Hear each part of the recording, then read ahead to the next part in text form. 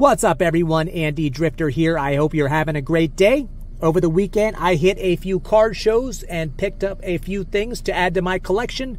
Starting off with this Spectra Baseball rookie card of Shohei Ohtani. This is numbered to 99. You know, when I first got this card, my intention was to send it in to either SGC or PSA, but upon further consideration, it's Panini, it's non-licensed, it is a thick stock card.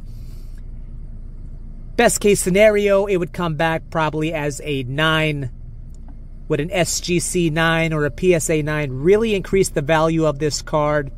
I don't think so, but still a great looking card.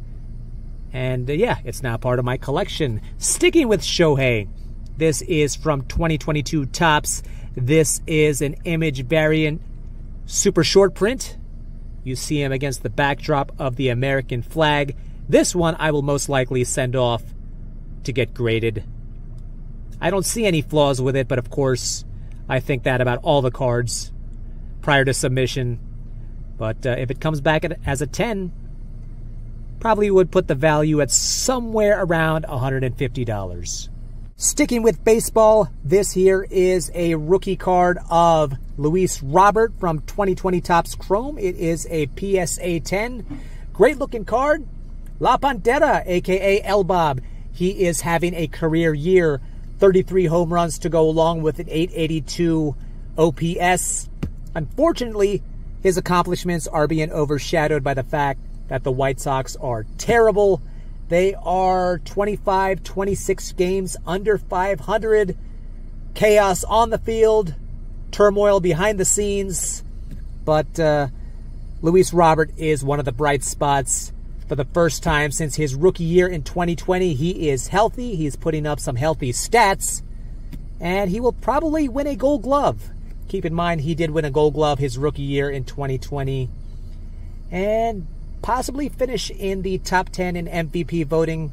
He also made his first career All-Star appearance earlier in the season. Sticking with the White Sox, I absolutely love this card.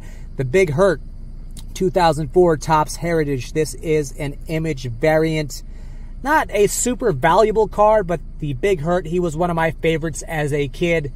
Two-time MVP, perennial All-Star, part of the 500 home run club. His best years were with Chicago.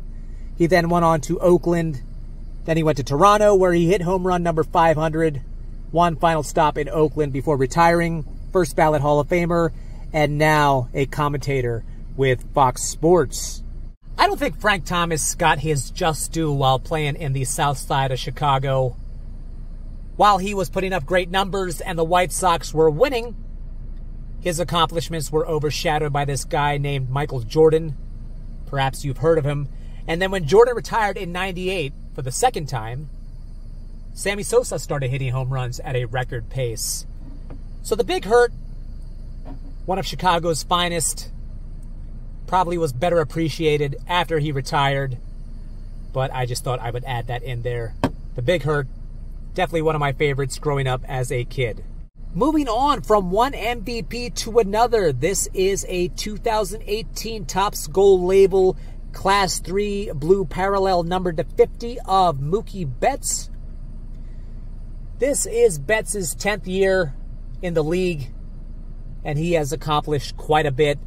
7-time All-Star, 6 Gold Gloves, 6 top 10 MVP finishes. He did win the award with Boston. Expect him to finish off in the top 5 in MVP voting this year. I would say at the moment, his teammate Freddie Freeman has a slight edge over the field in terms of the MVP race. Betts currently has 34 home runs. Last year, he hit a career high of 35. So he has a chance to have his first 40 home run season. And he has pretty much checked off all the boxes for Hall of Fame entry. I think at this point, everything he will do will simply be icing on the cake. I'll conclude this video with a couple of wrestling pickups. Starting off with this Bianca Belair auto. Bianca, aka the EST. She was at SummerSlam, where she won the belt briefly from Asuka, but then Io Sky cashed in her Money in the Bank chance, and she beat Belair, a hobbled Belair at that, to win the title. If you get a chance, go on over to my shorts section. I was at SummerSlam. There is some footage of my time there.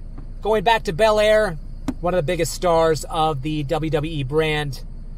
Right now, her tag team partner is Charlotte Flair. You can see, though, there's some tension there between the two, which is probably leading up to a showdown between Belair and the Queen. Next up, this is the final card that I have for you, John Cena.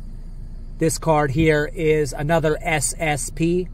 It is an auto, as you can see. And this one I will definitely be sending off to get graded. There are clear issues with the auto there. But the card itself looks pretty clean. The centering is on point. Cena, one of the best to ever do it.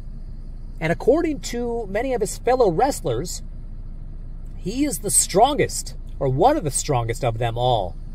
The Gym Rat, of course, you know what he's doing on the silver screen. He transitioned very nicely. So there it is. That concludes this video. I want to thank you so much for watching. Be sure to hit like and subscribe and enjoy the rest of your day.